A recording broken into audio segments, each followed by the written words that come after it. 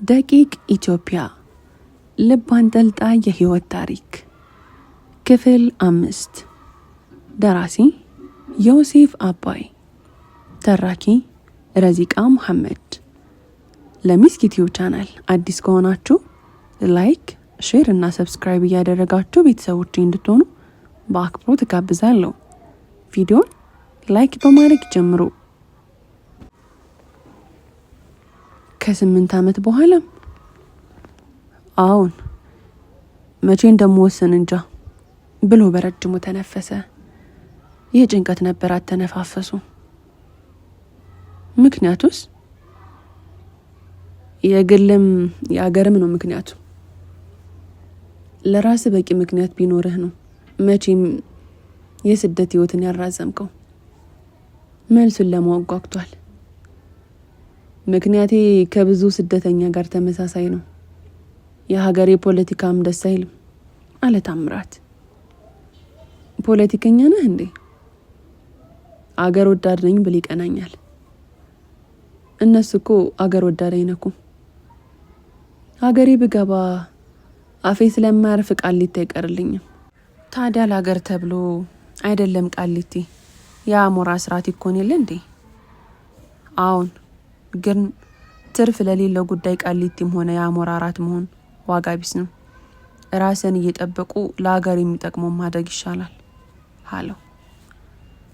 እዚህ ሆነ የምትወዳትን ሀገርህን በአቅምህ ምን እያደረክላት ነው ታዲያ ብሎ ጠየቀው። ጊዜና አጋጣሚውን እየጠበቅኩ ነው። የአመለካከትህን አከብርልሃለሁ፣ ግን ስለ ሀገርና የዜግነት ግዴታ ካወራን ካልቀረ እኔ የሚሰማኝን ደግሞ ልናገር። እንግሊዝ ምን ያህል እንደቆየ እርግጥ አላውቅም፣ ግን ያንተን ያህል በስደት መቆየት የምችል አይመስለኝም። ትንሽ ጊዜ እዚህ ሰርቼ ገንዘቤንም እድሜንም ሀገሬ ላይ መጠቀም ነው የምፈልገው። ከነ ሁሉ ችግሩ የሀገሬ አየርና ሰው በየሰኮንዱ ነው አይኔ ላይ እየዞረ ያለው። አገርን በማትወደው መንግስት ምክንያት መራቅ ከሚወዱት ህዝብም ያርቃል። ታዋቂው አቀንቃኝ ፈተና ጫንቃውን አክብዶት ካገሩ አራቀም። ጥሩ ምሳሌ የሚሆን ይመስለኛል። ለራስ ብሎ ከመሰደድ ለሀገር ብሎ መቸገር ይሻላል ብለህል እንዴ? ታምራት በበላይ ወደ ማፋጠጥ የሚያመሩ አነጋገሮች እንደ ማፈርም እንደ መደንገጥም አለ። የሚያወራው ጠፋበት፣ መልስ አጣ።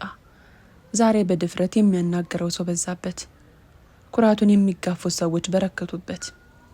ከዘመኑ ነው ከኔ ብሎ ራሱን ጠየቀ። ተስፉም በበላይ አነጋገር ነቃ ብሏል። አነጋገሩ ሁሌም በውስጡ ከሚያስበው ግን ከጭንቅላቱ አውጥቶ ከማያውቀው ሀቅ ጋር አፋጠጠው። በስደት ህይወቱ እንዲህ ብሎ ማንም ሲናገር ሰምቶ አያውቅም። በስደቱ ዓለም ያሉት የኮምፒውተር ጀግኖቹ የሀገር ልጆች ሁሌም እንደገረሙት ነው። በስድብ መዋጮና መንግስትን በጽሁፍ ብቻ በመዝለፍ አገር ወዳድነትን የሚገልጹ ሰዎች ያናዱታል። በላይ ለሱም የሚናገርለት መሰለው። ስሜቱን የሚጋራ ሰው እንዳገኘ ተሰማው። ቁጭ ባለበት ወደ ወለሉ አቀርቅሮ በሀሳብ ተዋጠ። ደሞ ደጋግሞ አእምሮ ውስጥ እያኘከ ከዚያም ቀና አለና ብርጭቆ ውስጥ የቀረችውን ውስኪ በአንድ ትንፋሽ ጨለጣት። ሀቁ ግን ጉሮሮ ላይ ቀርቶ ውስኪው እየተንከባለለ ሆዱ ገብቶ የሚያቃጥል ስሜት ፈጠረበት። እንደ በላይ ታምራትን ሆነ ማንንም ተመሳሳይ አቋም ያላቸውን ሰዎች በግልጽ ተጋፍጧቸው አያውቅም፣ በዝምታ ከመታዘብ በቀር። ለዚህም ነው ህሊናው የተነካው። በላይ የተስፉን ዝምታ ሲያይደነገጠ የሚያስቀይም ነገር ተናግሬ ይሆን በሚል የሁለቱንም ፊት ቢያነብ ምንም መረዳት አልቻለም። ተስፉ በሀሳብ ተውጧል። ታምራት መናገርም ያልፈለገና ኮረፈ መሰለው። ስሜታቸውን መረዳት አቃተው። በእንግድነት ሀገር ለዚያውም ለመጀመሪያ ጊዜ በመጣበት ቤት ውስጥ በማያውቃቸው ሰዎች ፊት መጥፎ ስሜት ማሳደሩን አልወደደውም። ስሜታቸውን ሽሽት ሰዓቱን ተመልክቶ ወደ ቤቱ ለመሄድ ፈለገ። እንግዲህ የመሸ ነው፣ ወደ ቤት ባቀና ይሻለኛል፣ መልካም አዲስ ዓመት ብሎ ሲሰናበታቸው ተስፉ ከሀሳቡ ነቃ። ለምን አትጫወትም? ገና እኮ ነው ጊዜው። አይ መሽቷል፣ ባይሆን ሌላ ጊዜ ብሎ ከመቀመጫው በመነሳት ተራ በተራ ጨበጣቸው። ታምራት ባይሆን ሌላ ጊዜ ተገናኝተን እንጫወታለን ብሎ በግድ ተሰናበተው። ተጫወት ብሎ ማግደርደር አልፈለገም። ለበላይ አገር ቤት ስለመመለስ የሰጠው መልስ ራሱንም ሊያሳምንነት አልቻለም። እናም አፈረ። ያነሳው ሀሳብ በጣም ነው የወደድኩት። በላይ ትንሽ ብንጫወት አይሻልም አለ ተስፉ። አይ ሳይነጋብኝ ብሄድ ይሻላል። ሌላ ጊዜ ግን እኔም ባገኛችሁ ደስ ይለኛል። በስደት ዓለም የሚያወሩትን የአገር ሰው ማግኘትን የመሰለ ውድ ስጦታ እንደሌለ ተረድቻለሁ። ታዲያ ለምን እኔ ቤት ነገ አትመጣም? ተስፍሽ ረሳኸው እንዴ? ነገ እኮ እኔ ቤት ቀጠሮ አለን አለ ታምራት። እንደ ድንገት ነው የጋበዘው። እንዲያው ነገም እረፍት ስለሆነ ታምራት ቤት ተገናኝተን ብንጫወት ደስ ይለኛል ካለው በኋላ ስልክ ተለዋውጠው ተሰናብቷቸው ከተስፎ ቤት ወጣ። ያስቀይማቸው መስሎ ቢሰማውም ግብዣውን መጋፋት አልፈለገም። በላይ እንደወጣ የዚህ ልጅ አባባል ውስጤን ነክቶታል አለ ተስፉ። ተናጋሪ ይመስላል ብሎ መለሰ ታምራት። የምንጠጣውም እኮ ያናገራል ታሜ። ሆዲ አባውን አይደል ተረቱስ። ግን በላይ ቀልቦ ወዶታል። ቀልቤስ አልጠላውም። ቁም ነገር ያለው በሳል ልጅ ይመስላል። በጨዋታችን መሀል ስሜት ሲቀያየር ታዘብያለሁ። በሰላም ነው? አይ በሰላም ነው አለ በሀሳቡ ፍዝዝ እንዳለ። ዝምታም አብዝተሃል አለ ተስፉ ሁኔታውን ታዝቦት። ጨዋታው ወደ ፖለቲካ ስላመራ ይሆናል ዝም ያልኩት። ታዲያ የፖለቲካ ወሬ ተወዴል እንዴ? እንደ ካድሬ የምፋጠጥበት ፖለቲካ ሳይሆን እንደ ስደት በነጻነት የማወራበትን ፖለቲካ ነው የምመርጠው ብሎ ስሜቱን በግልጽ ነገረው። ታዲያ ለምን በላይን ቤተ ነገ ጋበዝከው ብሎ ጠየቀው በግርምት። እኔ እንጃ ደመ ነፍሴን የጋበዘው። አንዳንዴ ደመ ነፍስ ወደ ጥሩ ነገር ትመራለች ይባላል። ልጁ ሲያወራ ቀለል ይላል። እንደ ዘመኑ ልጆች ተናጋሪ ቢሆንም አልጠላውትም ሲል ተስፉ ፈገግ አለና የዘመኑ ልጆች አልከው? ያለፈው ዘመን ልጅ በለው እንጂ የዘመኑ ልጆችማ ሀያዎቹ መጀመሪያ ላይ ያሉ ተማሪዎች ናቸው። እኛን ከዘመኑ አትደምረን እንጂ። እናንተም ለካ እንደኛ ያለፈው ትውልድ ናችሁ። ያ ትውልዶች ሆናችኋል። ግን ዛሬ ሰው ሁሉ ያለ ወትሮ ተናጋሪ ሆኖብኛል። አንተ እንዳልከው ብቅሉ ይሆናል ብሎ እስኪውን ጠጣ። ታምራት ብዙ ጊዜ ሰዎችን በመጀመሪያ ትውውቅ መገምገም ይወዳል። ለዚያም ነው ተስፉ በበላይ ላይ ያደረበትን ስሜት ለማወቅ የጠየቀው። አዎ ብቅሉ ሰዎችን ዛሬ ተናጋሪ ብቻ ሳይሆን ባለጌና አይን አውጣ አድርጓቸዋል ብሎ ወንድሙን ክብሮምን መመልከት ጀመረ። ዝም ብለህ እኮ ነው በክብሮን ጉዳይ የተጨነቀው። ያረገው ነገር ማንም የታዘበ አይመስለኝም አለው ተስፉን ለማጽናናት። ተስፉ የፌስ ሳቅ ስቆ ማንም ካልታዘበ እኔ እናንተም አልታዘብንም ማለት ነው። ልታጽናናኝ ስለሞከርክ አመሰግናለሁ ሲል ታምራት ነቃህብኝ አይነት ፈገግታ ለግሶት በጓደኝነት የተስፉን ትከሻ አቀፈ። ይልቁንስ ድንጋጤ እንዳይታወቅብህ ለበላይ የሰጠው ዲፕሎማሲያዊ መልስ አስደስቶኛል አለው ታምራት። የትኛው ዲፕሎማሲ? ውስጤን ነክቶታል ምናምን ያልከው? ካልከስ ልንገርህ፣ ብዙ ጊዜ በውስጥ የማስበውን የተናገረ ያህል ነው የተሰማኝ። አገሬ የማልገባበት ምክንያት ምንድን ነው ብዬ ራሴን ጠይቃለሁ። ይሄ ሞልቶ የማይሞላው ቢሞላም እረፍት የማይሰጠው ፋይናንሻል ሴኩሪቲ ከሀገራችንም ከደስታችንም ማርቆን አንድ ቀን ምኞታችን ሳይሞላ እዚሁ እንዳይገለን የምፈራው። በላይ ያለውን አልሰማህም እንዴ? አገሪቷ ውስጥ ያለው የኑሮ ውድነት እኮ ሰውን እያማረረ ነው፣ እያሳደደው ነው። በዛ ላይ ፖለቲካው የተረጋጋ አይመስልም። እንደውም አንድ ጥናት ላይ አገሪቱ ውስጥ ከሚኖረው ሰው ውስጥ እድሉን ካገኘ 46% መሰደድን የሚፈልግ ነው የሚል አይቻለሁ። በዚህ ሁኔታ የኛ መግባት የቋጠርናትን በሳት እንደማንደድ ይሆናል ብሎ መልስ በሚጠብቅ ሁኔታ ተስፉን አየው። ኑሮ ርካሹን አያውቅም። ኑሮን የሚያስወድደው አንደኛው ነገር የፍላጎት መብዛትና ማደግ መሆኑን ታውቃለህ። ይልቁንስ ይሄ ጉዳይ በላይ ባለበት ነገ ብናወራ ደስ ይለኛል። የኖረው ሲያወራው ነው ይበልጥ እውነታውን የሚያፈካው ሲል ተስፉ ልክ ነህ ተስፍሽ፣ እሳት ተናጋሪ ቢሆንም ጨዋታ ያውቃል። እኔም ወደ ቤቴ ብሄድ ይሻላል።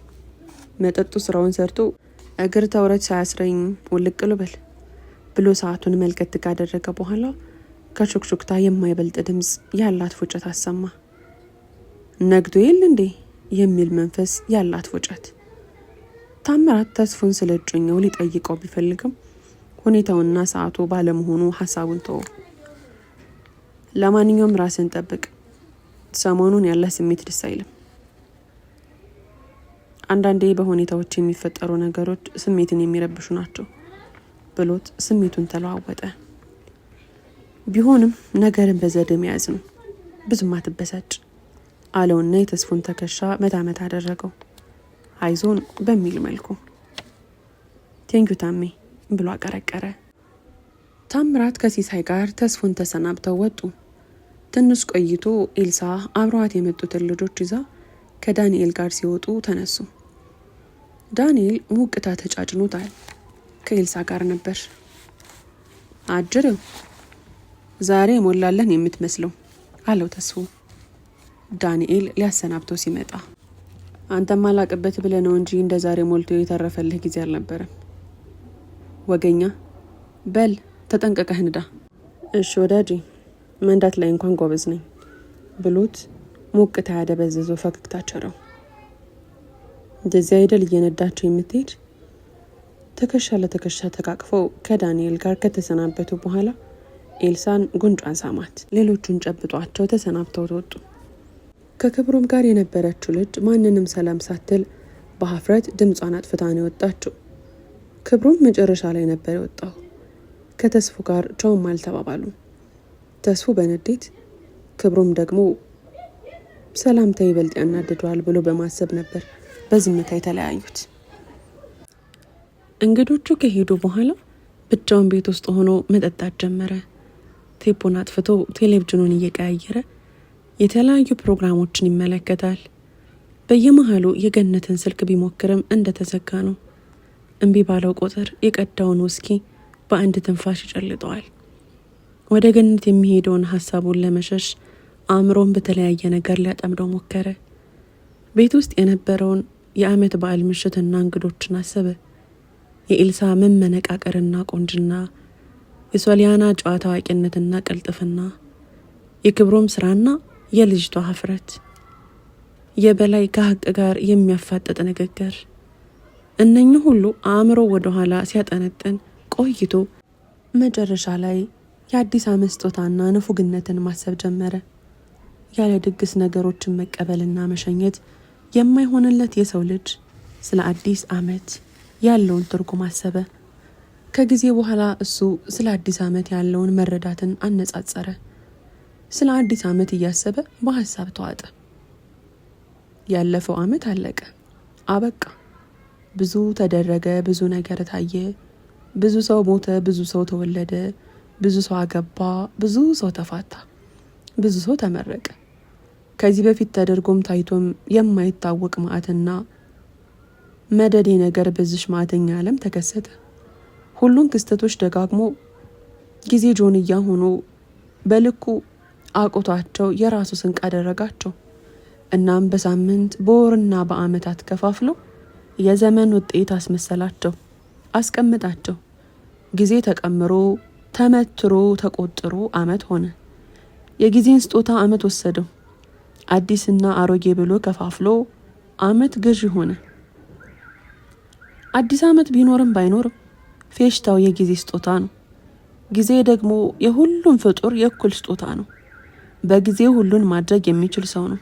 አዲስ መሆንን፣ መታደስን፣ ማደግን፣ መለወጥን የሚችል ያ ነው የጊዜ ጌታ። አንዲት ደቂቃ፣ አንድ ቀን አላግባብ ስታሳልፍ ያልተጸጸተ አንድ አመት ሲያልቅ አዲስ አመት ሲመጣ መጸጸቱ ብዙም ትርፍ የለውም። ውድቀትና እድገት አመትን የሚያህል ረጅም ጊዜ ጠብቆ የሚገረብ ከሆነ ጊዜ የባከነ የሰው ልጅ ስጦታ ነው ማለት ነው። አመት ካልሞላ ጊዜ የሚታወስ ካልሆነ እድሜ መገስገሱ ካልታወቀ ምኑን ተኖረ? ምኑን ጊዜ በአግባቡ ተጠቀም ነው? መቼ ሞትም ውልደትም በአዲስ ዓመት አይደል? ቆሞ የማይጠብቀውን ጊዜ ቆመን ስናሳልፈው ቆመን ሲያልፍብን ሲበር ትዝ የሚለን በአዲስ ዓመት ከሆነ ባህላችን ያደረግነው እንጂ ጎጂ መጥፎ ነውር። ይህንን ባህል ለማስወገድ ይህንን መጥፎ ጨኳኝ አስተሳሰብ ለማስወገድ መነሳት አለብን። አዲስ ዓመት በምንም አዲስ አይደለም። የአሮጌ ዓመት ኃጢአት አይነጻበትም። የአሮጌ ዓመት ጉድለት በአዲስ ዓመት አይተካም። አዲስ ዓመት በራሱ በህይወት ላይ ሊያመጣ የሚችል ቅንጣት ለውጥ የለም።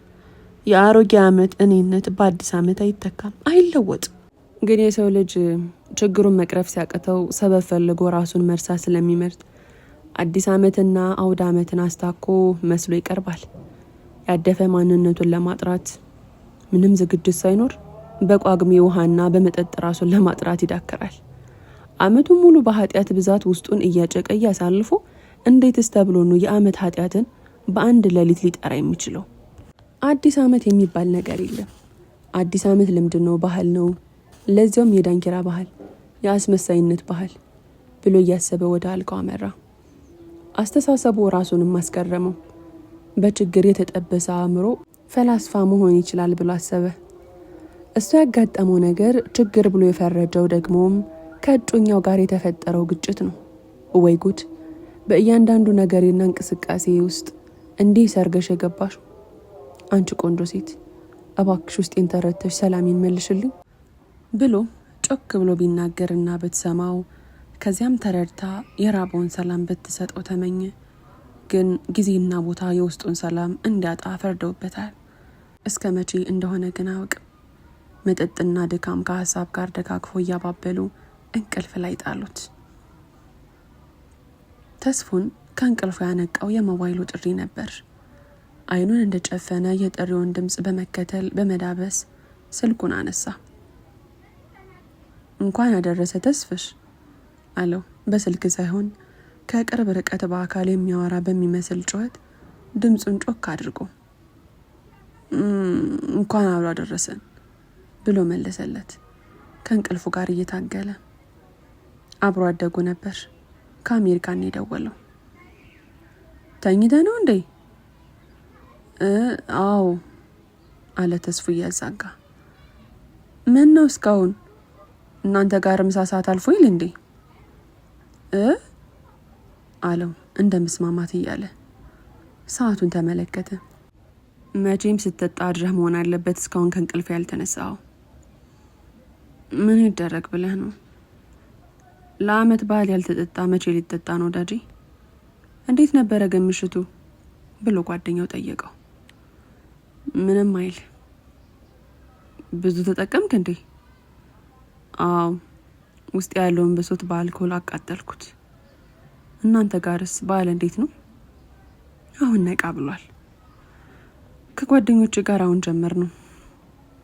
ከድምፁ ጀርባ በሙዚቃ ውስጥ እየሾለከ የሚሰማ የሳቅና የሰዎች ድምፅ ይሰማል። የት ሆነ ነው? ሲያትል ነኝ፣ ጓደኛዬ ቤት። እንዴት ነው አንተ ጋስ በዓሉ? ሞቅ ሞቅ እያለ ነው እዚህ። በስራ የጎበጠ ወገብ በባርቢኪው እየተጠገነ በቢራ እየለሰለሰ ነው። አውቀህበታላ።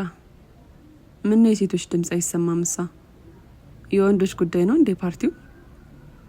ምን እባክህ፣ ሴቶቹ መች ከቁብ ይቆጥሩንና የወንድ ላጤዎች ጉዳይ ነው።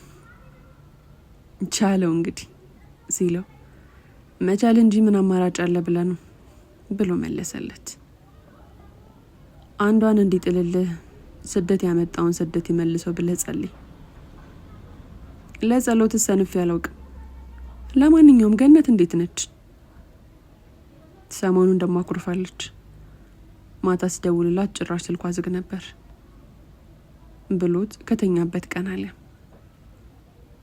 ደግሞ ምን ተፈጠረ ብሎ ጠየቀው በጓጓ ድምፅ። ኢሜሏን ከፍቼ የተጻጻፈችውን ሳነብ እንደነበረ ነገርኳት ብሎት በረጅሙ ተነፈሰ። ኦ ማን why you have done that? ከማድረግ መናገርን የሚገርመው ምን ነካ ብሎ በግርም ተጠየቀው። couldn't help it Paul። ጸጸቱን አልቻልኩትም። ባደረኩት ነገር ስሰቃይ እየታመነችልኝ መጠርጠሪ ሲያሳምመኝ ያበጡ ይፈንዳ ብዬ ነው ነገርኳት። ስለ ገነት ሲነሳበት ስሜቱ ተረባበሸ። አንቹ ታመጪው አንቹ ታሮጪው የምትገርም ሰው ነህ። እና ምን አለችህ? ምንም። የሆነ ነገር ብትልማ መልካም። ዝምቷ ይበልጥ እያሰቃየኝ ነው ያለው። ታማኝነቷን ማወቁ በቂ አልነበረም? ተስፍሽ ባትነግራት የሚሻል ነበር አይመስልህም? ብሎ ሲጠይቀው እንኳን የነገርኳት ባክ፣ ባልነግራት ኑሮ ይበልጥ ነበር የምሰቃየው። ቢያንስ ኃጢአቴን ተናዝዣለሁ ብሎ መለሰለት። ካልክ ጥሩ፣ ስቃዩ አሁንስ መች ቀረልህ? ለማንኛውም እሱ ይርዳ። በል ወደ በዓሉ ፓርቲ ልመለስ። መልካም በዓል ይሆንልህ ብዬን የደወልኩ። በርታ በል። ጎርፊያው መለስ ሲልላት ራሷ ትደውል ይሆናል። ተስፎ ስልኩን እንደዘጋ ካልካው ተነስቶ ወደ መታጠቢያ ቤት ሄደ። ራስ ምታት ጭንቅላቱን እየወቀረው ነው። በተራመደ ቁጥር ህመሙ የሚብስ መሰለው። ስቃዩ ጨመረበት። በመስታወት ራሱን ሲያይ አይኑ በርበሬ መስሎ ቀልቷል። ጠይም ፊቱ እንቅልፍ እንደተጫጫነው ነው። ያደገ ጸጉሩ ተንጨባሮ አመድ መስሏል። አገሬ ሳልገባ ጸጉሬን አልቆረጥም ያለ ይመስል አጎፍርሮታል። በረሃ የገባ ነፃ አውጪ መስሏል። ውድና የተከበራችሁ የምስኪ ዩቲዩብ ቻናል ተከታታዮች ክፍል 6 ይቀጥላል። ታሪኩን ከወደዳችሁት ላይክ፣ ሼር፣ ሰብስክራይብ ማድረጋችሁን እንዳትረሱ። በቀጣዩ ክፍል እስከምንገናኝ ድረስ በያላችሁበት ቀንና ሌላችሁ ሸጋ ይሁንልኝ።